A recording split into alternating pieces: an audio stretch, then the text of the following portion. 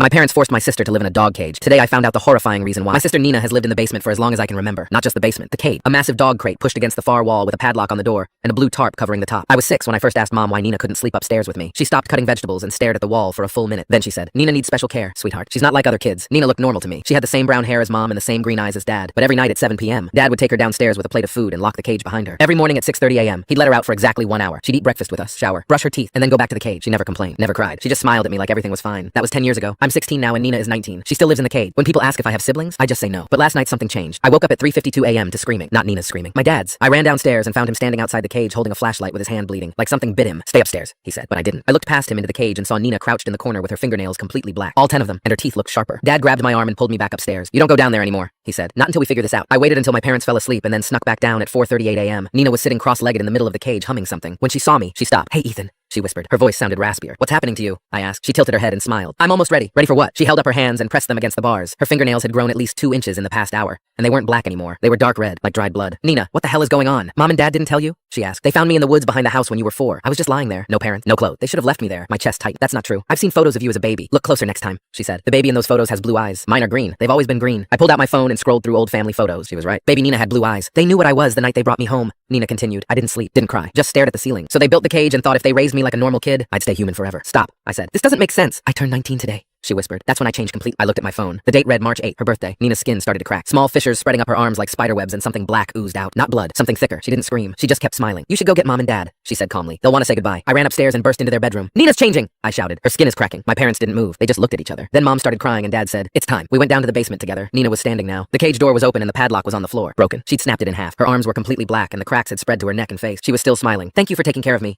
she said to my parent. "But I need to go home now." "Where's home?" I asked. She pointed at the basement window. "At the woods beyond our backyard. Out there, where the others are waiting." "Others?" "Hundreds," she said. "We live in the trees. We watch families through windows and wait for someone to bring us inside. Your parents kept me for 15 years. Most families only last a few months before we eat them." My dad stepped forward. "We had a deal. Nina, we raised you. You promised you wouldn't hurt us." "I won't," she said, "but they will." I heard scratching at the basement window, then at the back door, then at every window in the house. Dozens of hands pressing against the glass and faces with green eyes staring in, smiling. Nina walked past us toward the stairs. Her skin was completely black now and her fingernails were 6 inches long. She stopped at the bottom step and turned around. "You have about 3 minutes before they break in," she said. My mom grabbed my hand and we ran for the front door. I looked back once and saw them pouring through the windows, dozens of them crawling on the ceiling and walls, all of them with green eyes and black skin and smiles that were too wide. We made it to the car and Dad started the engine. We drove 4 blocks before I realized Nina was sitting in the back seat, right behind me. "I forgot to mention something," she whispered in my ear. "The deal Mom and Dad made wasn't just to keep me safe. It was to keep you safe. They promised when I turned 19, I could take you with me." I tried to scream but nothing came out. Nina's hand wrapped around my throat and her fingernails dug into my skin. "Don't worry," she said. "Where we're going, you won't need to talk anymore." The car stopped. We weren't on the road anymore. We were in the woods surrounded by trees. Hundreds of green eyes staring at us from the darkness. Nina opened my door.